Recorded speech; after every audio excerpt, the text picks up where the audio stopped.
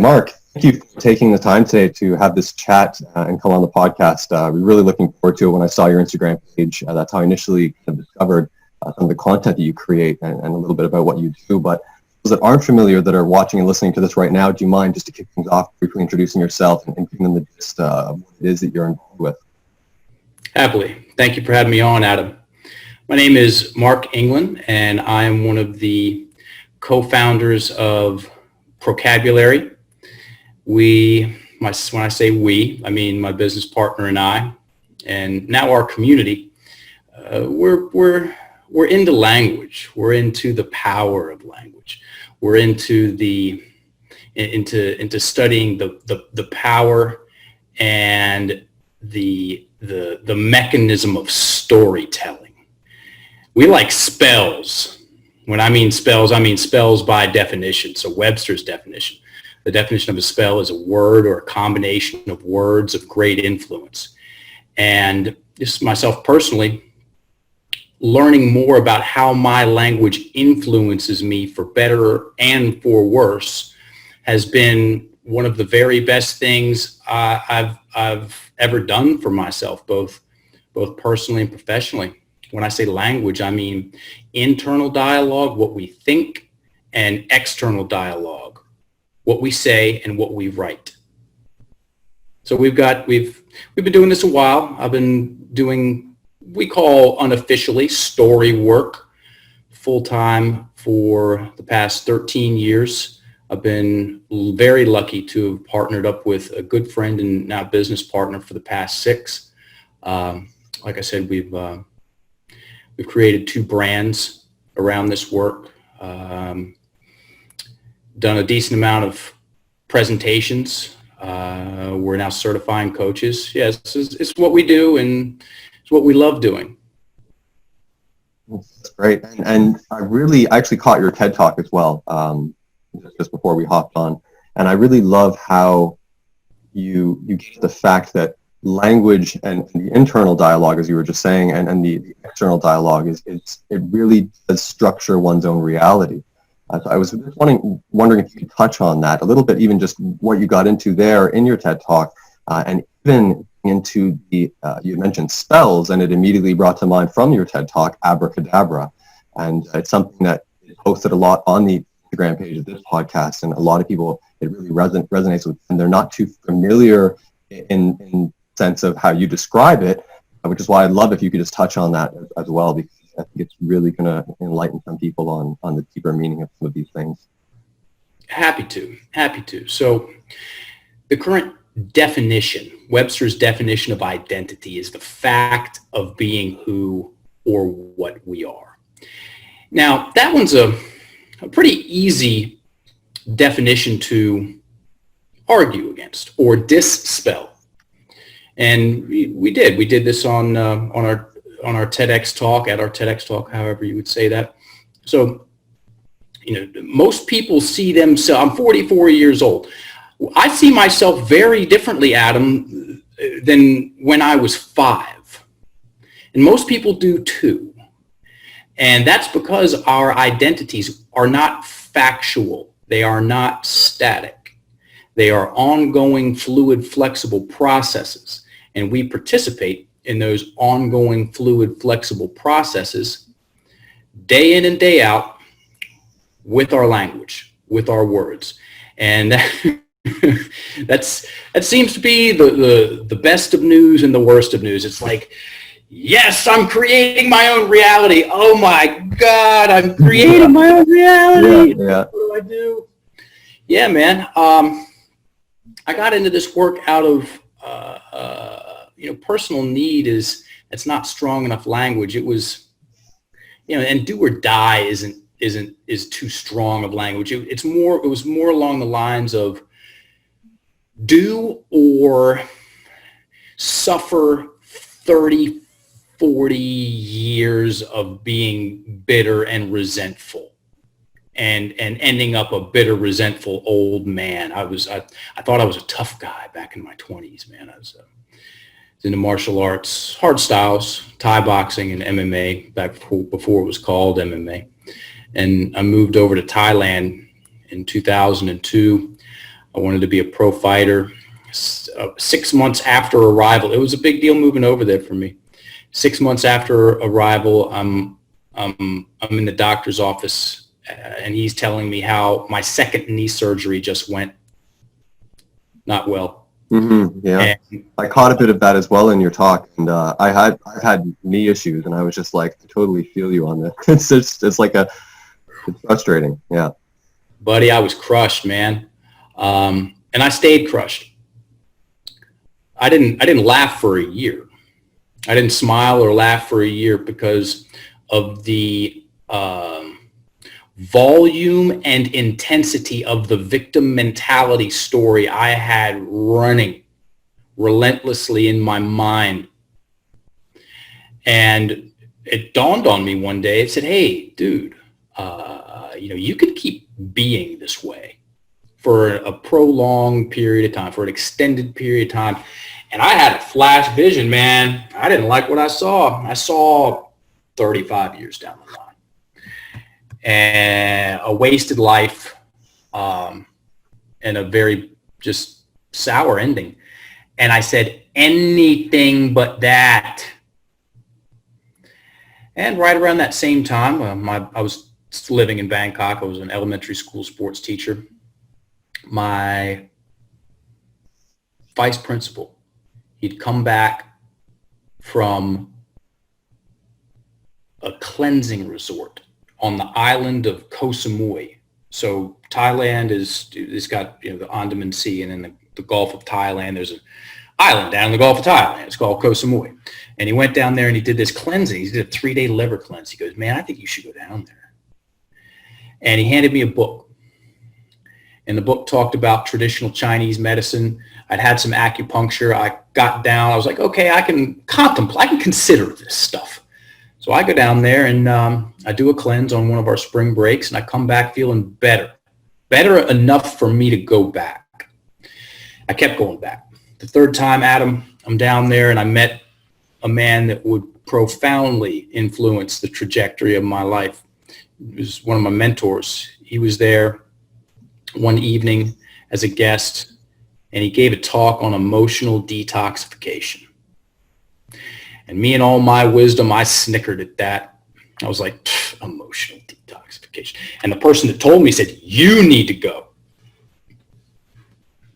I went, and I watched him talk about the power of words and the power of our stories, and then how some words take us in one direction and other words take us in another direction, and that most people's language works against them. And I'm staring at this guy. I'm like, man, this guy's telling the truth. And then he takes this woman who it was a bad breakup, and she hadn't gotten in a relationship in 4 years because part of her was still very hurt. And he walked her through the story. Took about a minute and a half. At the end, she's angry and crying. Took her through the story a second time, changed a couple of the words, which changed her interpretation of what that event meant about her. And now she's sad, no tears. Now this guy's really got my attention. Takes her through a third time, makes a major translation in the middle of that story, and now she's basically neutral, so much so that her perspective changed. She goes, it was never going to work out anyway. That guy was actually pretty weird.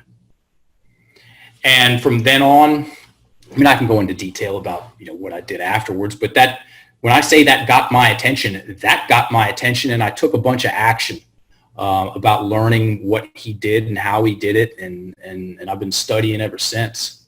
Mm-hmm. And you just touch on briefly the power of just that abracadabra as well, and the magic that can bring. Just how that it touch on a lot of what you just covered in terms of just you can speak something and completely flip, and you kind of took us through the midway process of that, and from one side to the other.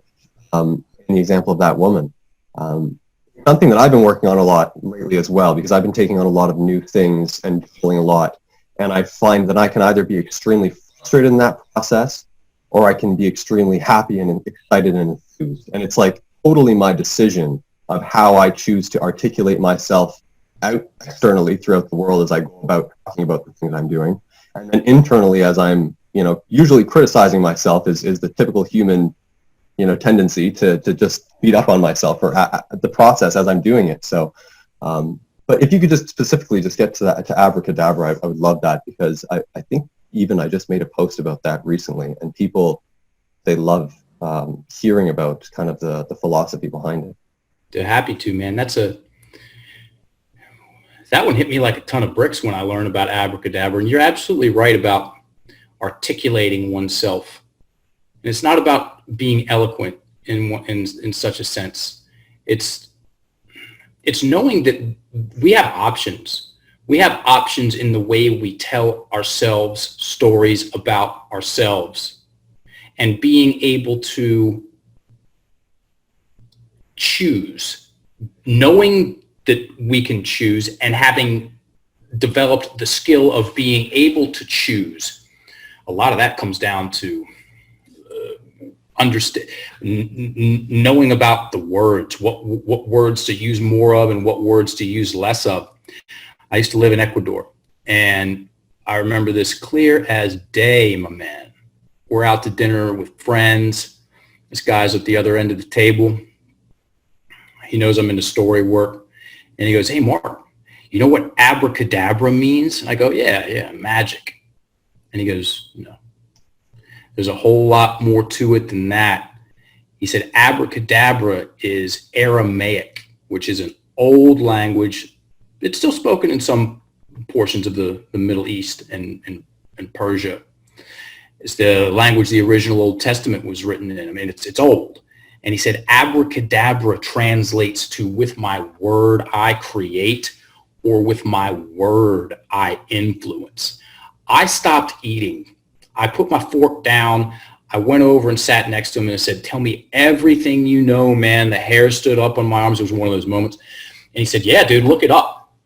The metaphysicians, the teachers of the day, would triangulate abracadabra and wear it around their necks to remind them of the power and the mechanism of language, because they knew that that was the foundation that all other spiritual skills were built upon. They knew if they got that right, then they could essentially ascend the ladder of what we would call personal development, or developing oneself, or actualizing oneself, or becoming a more, magical creature. And they also knew that if they got that wrong, and they told themselves the wrong, quote unquote, the wrong kind of stories, what we have a definition for now of victim mentality, then they got an uphill battle, man. The definition of the victim mentality is also very telling here. I'm going to take a little bit out of the middle, and this is the verbatim definition of the victim mentality. It is an acquired personality trait where a person tends to regard himself or herself as the victim of negative actions of others, even in the absence of clear evidence. The victim mentality depends on a habitual thought process and attributions. That second sentence is very telling. The victim mentality, it depends, as in it has to have a habitual, which accurately implies duration and addiction, thought process. The victim mentality is the thief in the night, man. It's the scourge of humanity. And right now, especially with everything that's happening, I find that it's really being perpetuated in media. And the media, in the sense, is wanting people to remain in this way of being. It really doesn't empower the individual, which every individual has this great innate power within them that just becomes unrealized because of that reason. It's just like constantly in their face. It's like the human is this lower being, this lesser being. They don't have this ability to create their own reality, and that you are a victim of your circumstance and a victim of the world and your surroundings. You just don't have that ability to create your own reality, which is like this hashtag now on these social platforms. But it's because people don't realize they have this within them. So what are your thoughts on the current state of things in terms of just that, this being kind of shoved down, or even to the masks and everything else that everyone's having to wear. Does it victimize people, like all the circumstances that we're in right now? Do you feel that? And the second part of that question is, what do you think people have to do as the first step to start reclaiming themselves, if that is the case, and reclaiming their own power? It's not that people are victimized. It's close. It's that people are tricked, seduced into victimizing themselves. That's the most sinister part about it. There are many a weaponized narrative floating around in the mainstream and on social media. And when someone seduces themselves, I mean, literally, man, what's more seductive than our own voice in our own head? When someone seduces themselves into, and it's a process, man, it does not happen overnight. Happens in stages over a prolonged period of time, and if it stays in place, then people get addicted to it. That the definition of victim mentality, it is point blank right between the eyes. When someone aggregates, when someone constructs, creates, and aggregates a victim mentality, they are going to activate and maintain sympathetic nervous system response or stress response, and their breathing is going to get trapped in their upper chest, which is where most people's breathing resides. Most people's breathing mechanics are just wrecked, dude. And when someone's breathing is locked in their upper chest due to a stress response, changing the way they see a situation and or themselves in a situation, that is tough, dude. That's real hard. It's borderline impossible, truth be told. We have language, so we've all had conversations with someone who's been very emotional. Okay, we have language in our language that describes that experience. It's like talking to a brick wall. When someone's breathing is trapped, when they're in these upregulated emotional states, it's called amygdala hijack. Look that up. Their ability to listen goes well down. So it doesn't matter what side of the fence anyone's on. When people are out there yelling and screaming, the ability for them to have a dialogue is nil. They are locked in monologue. And when someone's locked in monologue, they literally have tunnel vision. Their reticular activating system has been big time engaged. And in order for them to change what they're seeing, they have to downregulate. So arguably the best thing for people to do, and it's not necessarily easy, and it's also easy. It's right there. Get your breath down in your abdomen, folks. Trust me. Get your breathing low and slow. There's a variety of different ways of practicing breath work. Get your breath low and slow, and that's going to make you much more aware. When someone's breathing is up here, I said this earlier, trapped in their chest, they got tunnel vision. When someone gets their breathing down into their abdomen, their periphery opens up. When someone's periphery opens up, they can consider many things, and they can also see things more for what they are, as opposed to picking one spot out of the mosaic and calling that the truth. So I mentioned the reticular activating system. This is extremely important for anyone who's interested in personal development of any sort. Call it what you will, development of oneself.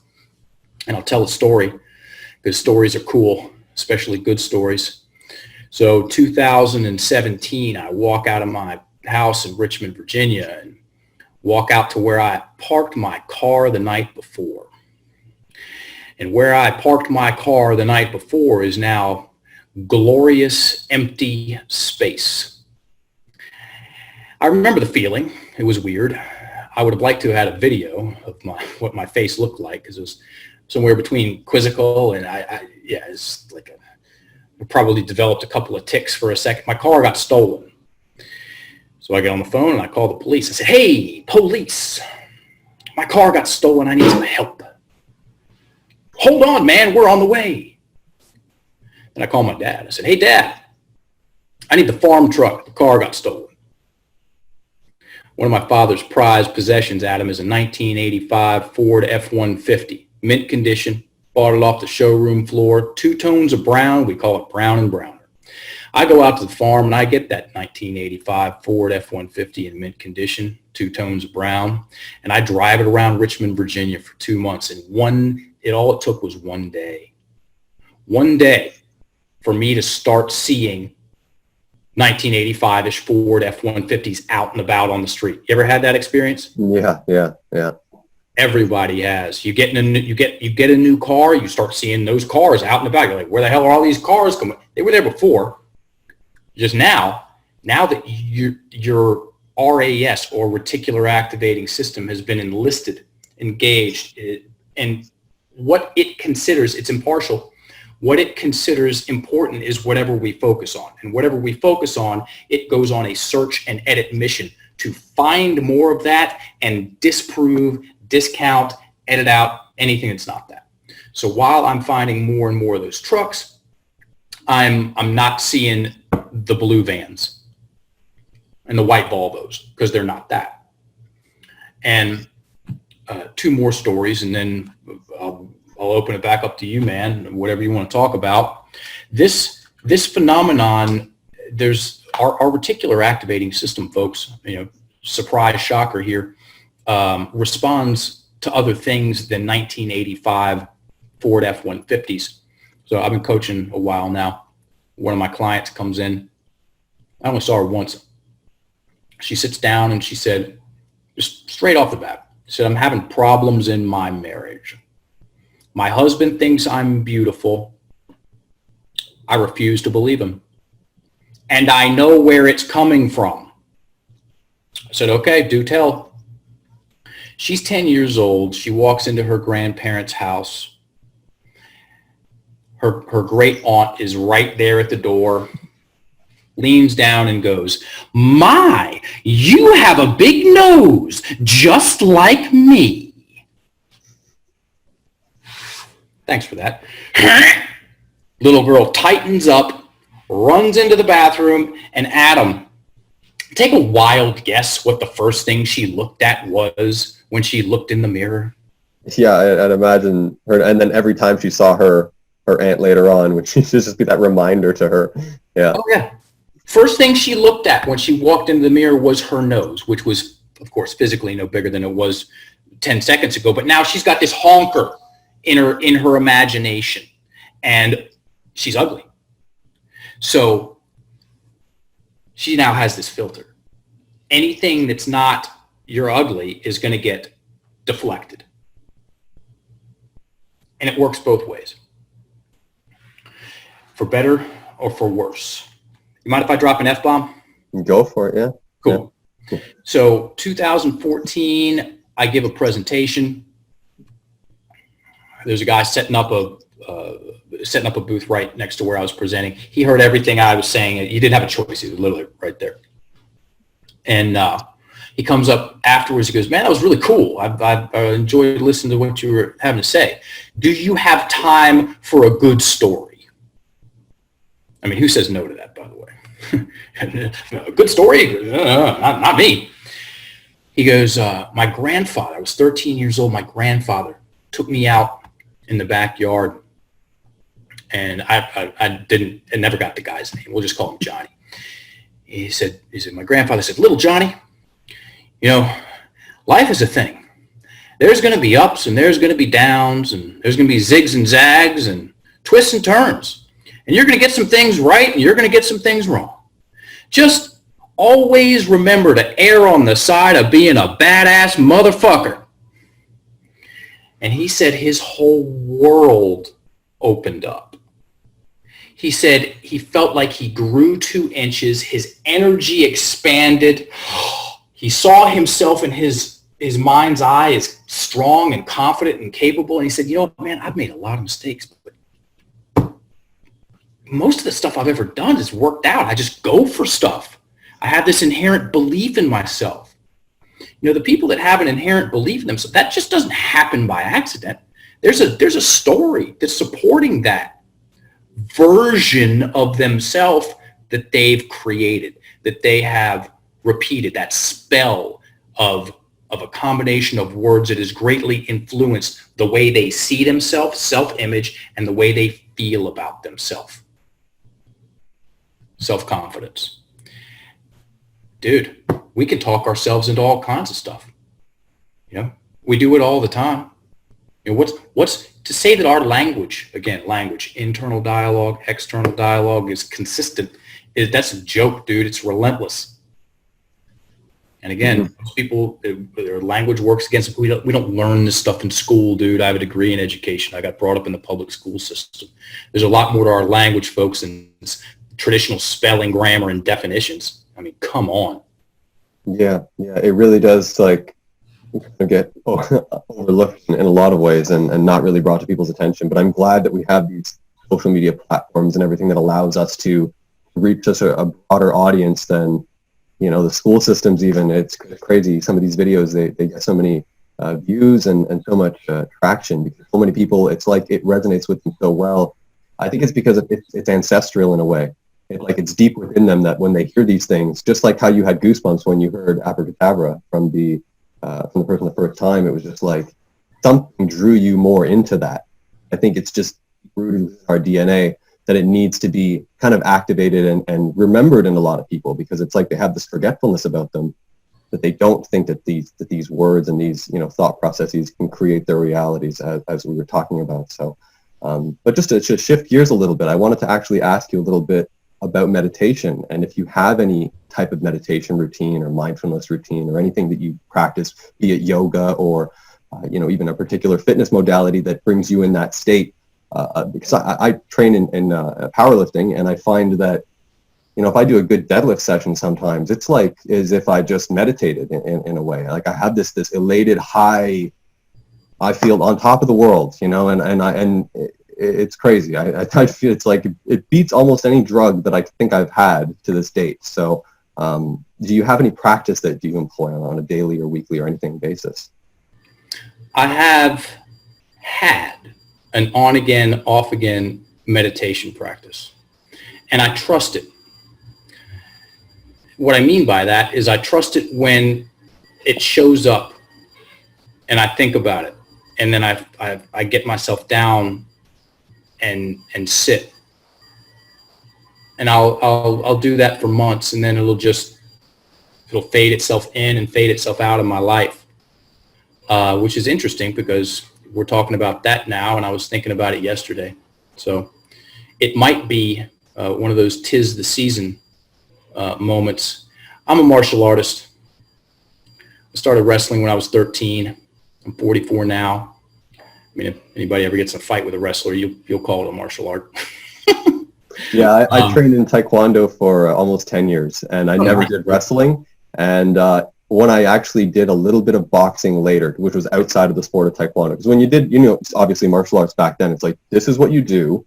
You know, it was like, for me, it was like, this is the Taekwondo, and I did the World Federation Taekwondo, not the international, because it's so specific, and I did the competition sport. But when I got outside the realm of Taekwondo, I was like, wow, okay, I have a lot to learn outside of just this niche, you know, it's crazy. So totally understand a wrestler is something else in terms of a mixed martial arts type of sense.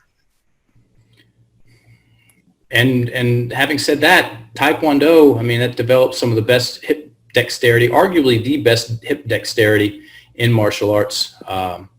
Just some really dangerous odd angle kicks. Yeah.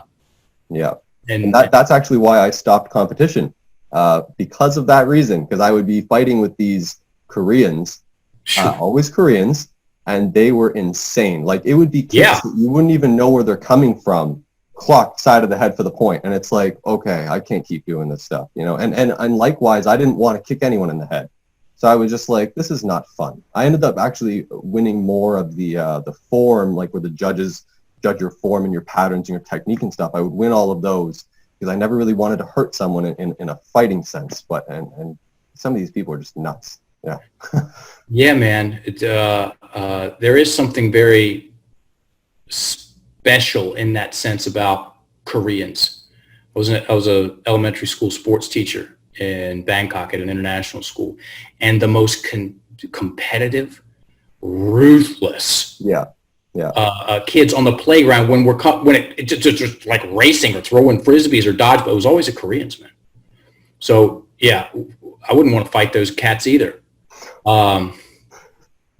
It's martial arts has given me so many. It's come in chapters, man.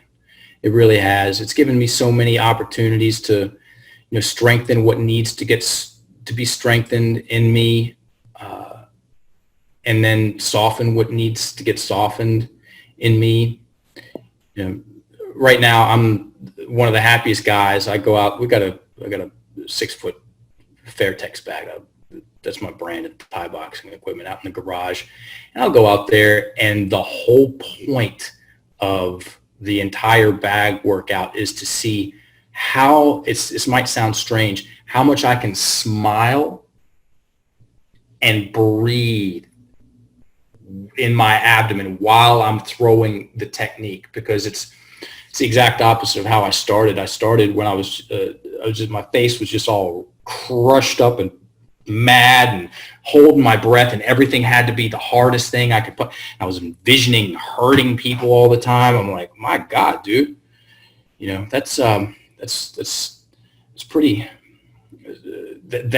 that's a great externalization of my appetite for destruction. So I'm like, all right, I'm just gonna do the exact opposite of what I used to do. And I've been doing that. I've been practicing that way for a few years now.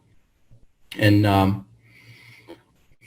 yeah, man, just it's whatever someone does, whether it's powerlifting or meditation or martial arts, get good at something, folks. Get good at something, because in the process of repeatedly practicing something and getting better and better and better at it, you're going to learn a lot about yourself. And that's fun, man. The happiest people that I know, they all have practices, And most of those happiest people, they've had long-term practice. They've been doing something, like you said, Taekwondo for 10 years. That's a long time, man. You do anything for 10 years, you're going to get good at it. Yeah, I think that's a really important statement, to do something and take that practice on for a long time. And I find that's exactly how I feel when I think to like the things that I have pushed through. And a lot of people don't realize that you have to get past that day-to-day aspect of it, because if you're stuck there, then you have this like resistance. You're creating this constant resistance for yourself. It's like you have to embrace that it's a long game. It's like going back thousands of years and you're hopping on a ship at sea. You're going to set that course, and it's going to be a while before you get there. You're going to have to adjust a few times along the way, but you have to accept that it's going to be a while before you make it to your destination. And I think that we have this fast-paced technology age that we're in, where people just want it now. They want success here. They want skill set. And it's not necessarily how the human mechanism of the mind or the physical body works, because you have to train it. You have to adopt a practice. You have to improve and get better at it day by day. And I think a lot of people just have this impatience when it comes to things. And I say that being a person, and I have that exact same issue when I do things. And as I said earlier, I'm very critical of myself along the way. So I find that sometimes I have to take a step back, realize that I'm only human, learning in a process of developing and growing, and then embrace that side of it, and then kind of move on and take the lessons along the way and just learn and grow. So I'm so glad that you mentioned take on a practice, because it's super important. And I'm saying that from tons of experience. So I wanted to ask you a little bit about psychedelics, even, because I do post a lot of that content as well. Have you had any psychedelic experiences, or know anyone that has had them over the years? I have. There was a chapter in high school and a little bit of college where, while partying, also known as binge drinking, we would eat psychedelic mushrooms or LSD and mix it together, done very unconsciously. I moved down, and that chapter closed, and I thought I was done. I was wrong. I moved to I lived in Bangkok for 5 years, and I went down to that spa a lot.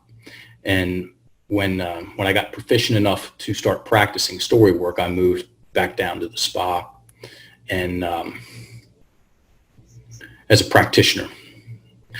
The first year there, they have monsoons. And when I mean monsoons, I mean freaking monsoons. Dude. Yeah, I see the videos. I see the YouTube videos, and I'm like, that is unbelievable. Like, we're talking acts of God. That's what an act of God is right there. Not these little rainstorms we get, and yeah.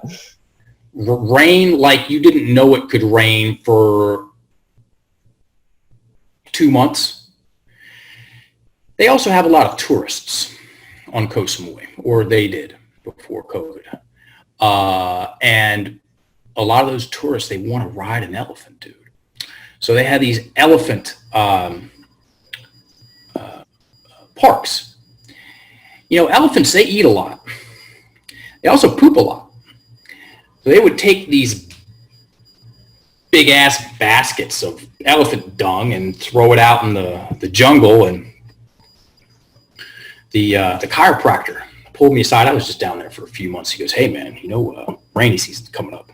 I didn't know what he was talking about. I'm like, what does that mean? And he goes, you know what happens when it rains on elephant shit? And I'm like, what? He goes, well, this island is famous for cubensis mushrooms. I'm like, huh? Really? He goes, yeah, I'll let you know when we're going. He was right. So it rains for, I don't know, a few weeks, and I get a text, meet me at the 7-Eleven, and bring some 7-Eleven bags, some plastic bags. I'm like, okay, I do. Show up. We go into the jungle. I don't even know the dimensions. I mean, let's just say a basketball court full. All you could see was mushrooms about that big around. I mean, big boys, dude. First time we went, I walked out with probably 5 pounds of wet mushrooms in each bag, one slung over one handlebar. And that went on for, we were eating a lot of mushrooms. Those things were very psychedelic. And then my business partner, or my best friend, he kept talking to me about Ibogaine. I'm like, what the hell is Ibogaine? And he goes, well, it's the strongest psychedelic on the planet. Most ferocious. I'm like, okay. And he had been administering it for like 7-8 years. And he helped me talk myself into it. I took when was that? 2009. I did my first Ibogaine Journey, 2009. 1 week later, I'm helping assist him. And that stuff just took me, dude. It took me, and we co-founded Ibogaine Asia in late 2009. And we, for a year and a half, most weekends, let's say 2 out of 3 weekends, I was administering Ibogaine. We were the only people on the internet at the time that I knew of that were administering only for personal and emotional growth. Ibogaine is it got its name for helping break drug addiction, especially intravenous heroin addiction and opioid addiction. Look that up if you're struggling with that, or you know someone who's struggling with that. It's not a free lunch either. Okay, sometimes it takes people, as in kills them. But that's usually when they show up with health-related issues from, long-standing drug addictions, and or take drugs shortly after they've tripped. So if someone's using that for addiction interruption, do it under professional medical supervision. I am not a professional medical supervisor.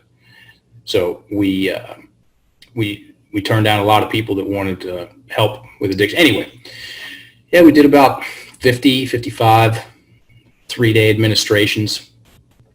And I decided I wanted to focus exclusively on the story work. And so I nodded out of that. He and his girlfriend took over. They ran it for a few more years. Got introduced to Combo in 2014 in Costa Rica. Done a decent amount of that. Is that the one with the it's like a poison of some sort, and then it's someone I've spoken with someone else. She was like a research scientist, and she was getting into that on this podcast. I can't remember which episode that was. And then a friend of mine, he was doing. I was living in the city of Toronto for a while, and I just moved kind of on the outskirts because it gets a little too chaotic when you're right in the middle of a city. Mm. But a friend of mine was also living in the city of Toronto. He was going and doing those within the city. They were holding like ceremonies and stuff. And actually, he just recently quit his job entirely, which he was working for like Bloomberg Financial, like a big company, and then he moved to Mexico. And he's opening up he already bought a bunch of land, and he's opening up a full-on like retreat, show away everything, and he's farming stuff now, and it's like it's a complete life turnaround with him. So it's really cool and interesting to see that. I love when I see people do those things. It's like take on this new life journey just based on that they're so rigid and stuck and set in their ways that they can't get out of something. At this point, this in particular, he was like living in a little condo cubicle and then going to work in a little cubicle as well. So that type of life to then leave that and to a whole new world is just crazy. And you probably appreciate that coming from someone who's traveled so much as well. And a lot of people, they don't have these experiences. They just kind of stay in that rigid way of being and think that's the world. So it's unfortunate. I wanted to ask you, what would you give advice to yourself at 20 years old, if you're rewinding back and speaking to Mark, if you just go back in time, what piece of advice would you give 20-year-old Mark? And in addition to that, if someone that's listening, they obviously, if they're in that sort of age range, they'll probably really connect with them and how they feel about their life. But just any thoughts or words you would share with yourself?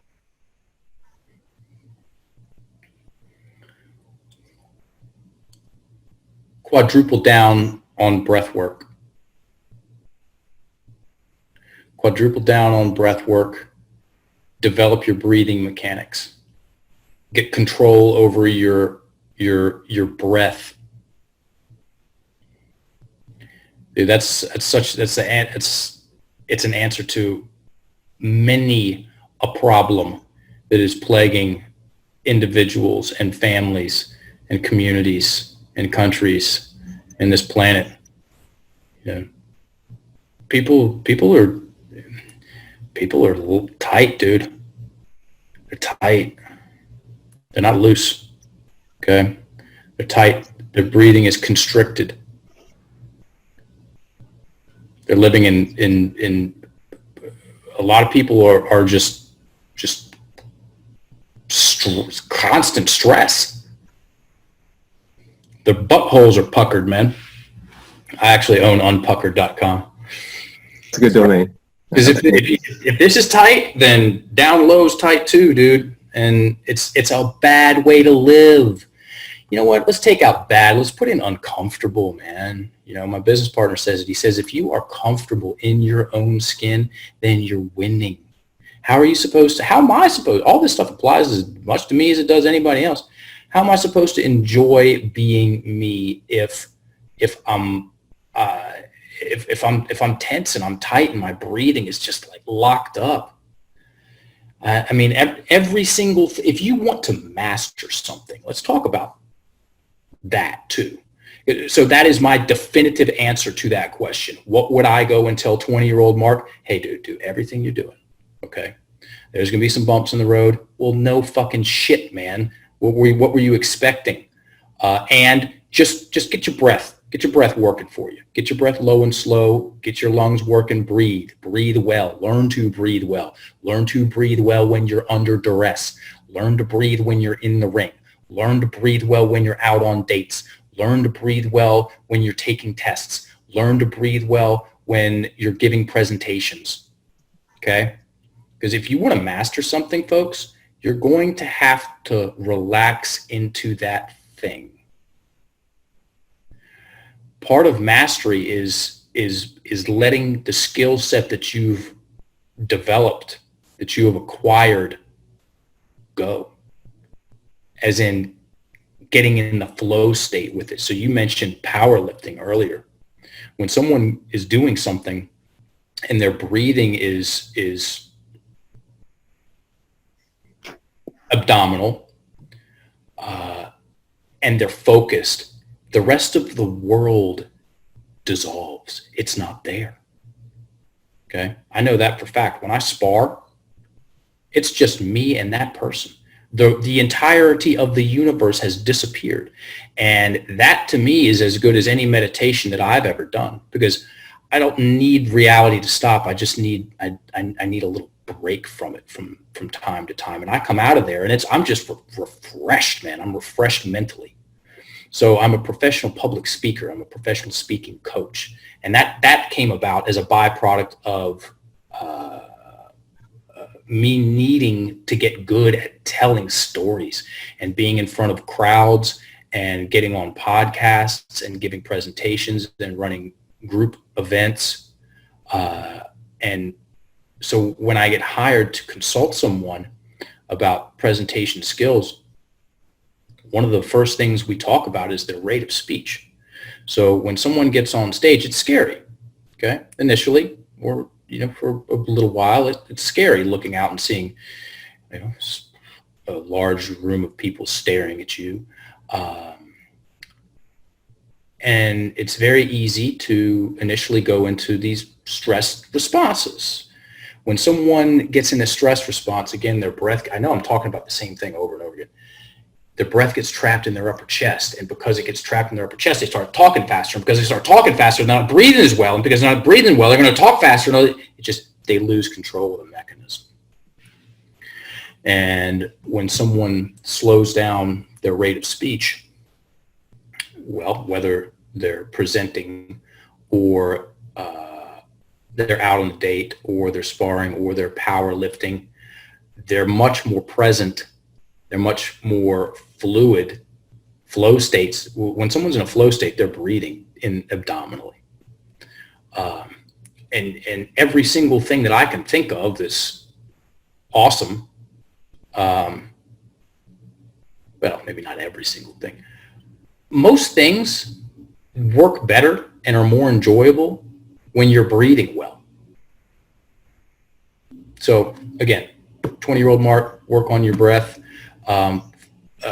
People dealing with, very strange. We're in strange days, Adam. We're in uncharted territory. The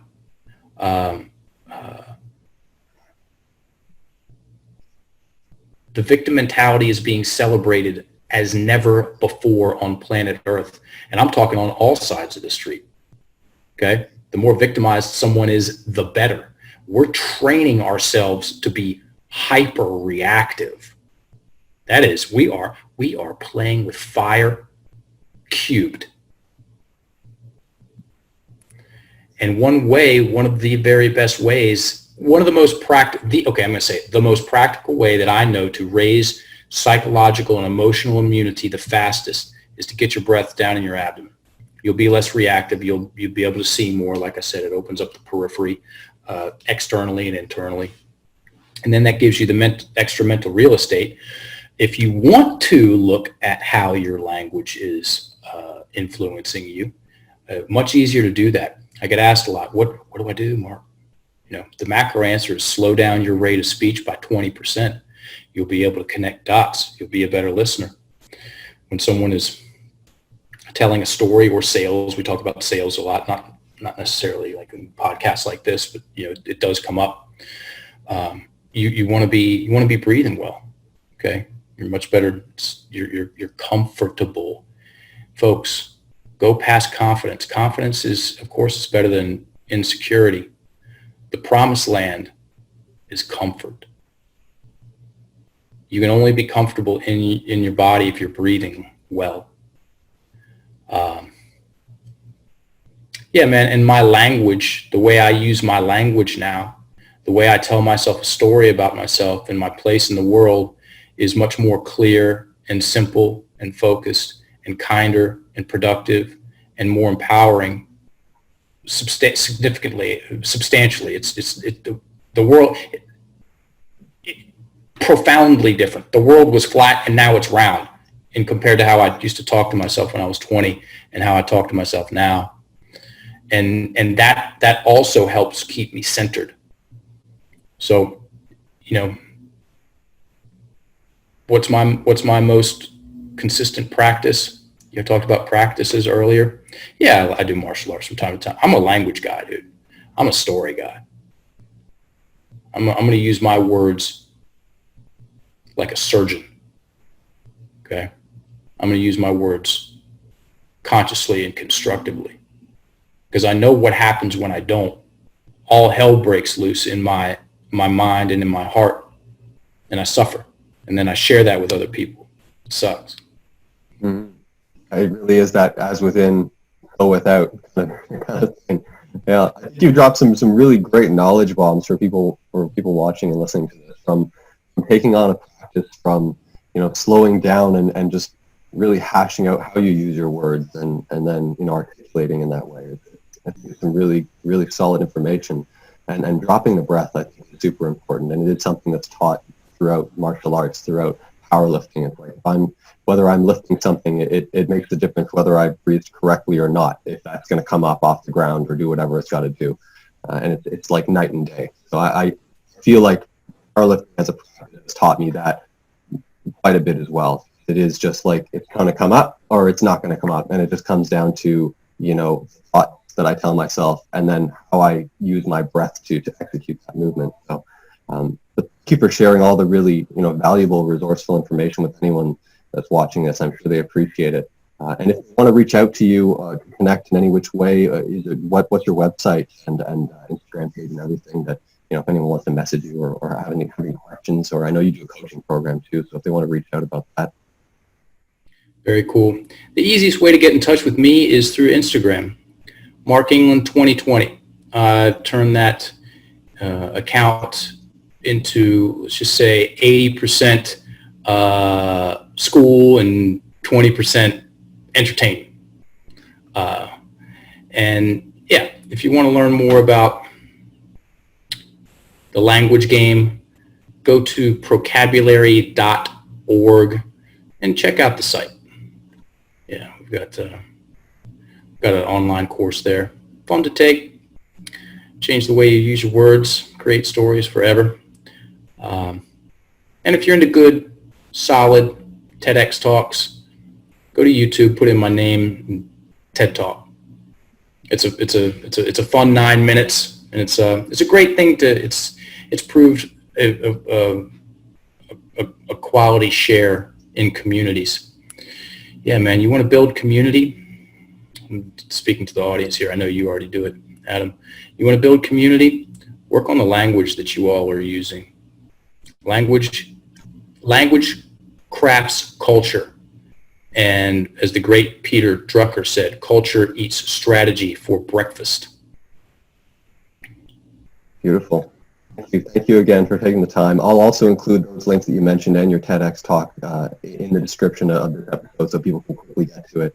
And but thank you again for taking the time today. I really appreciate it. I learned a lot as well from this, and there's a lot I'll take away from it, and really nuggets of information and some reminders there for me to really check my breathing.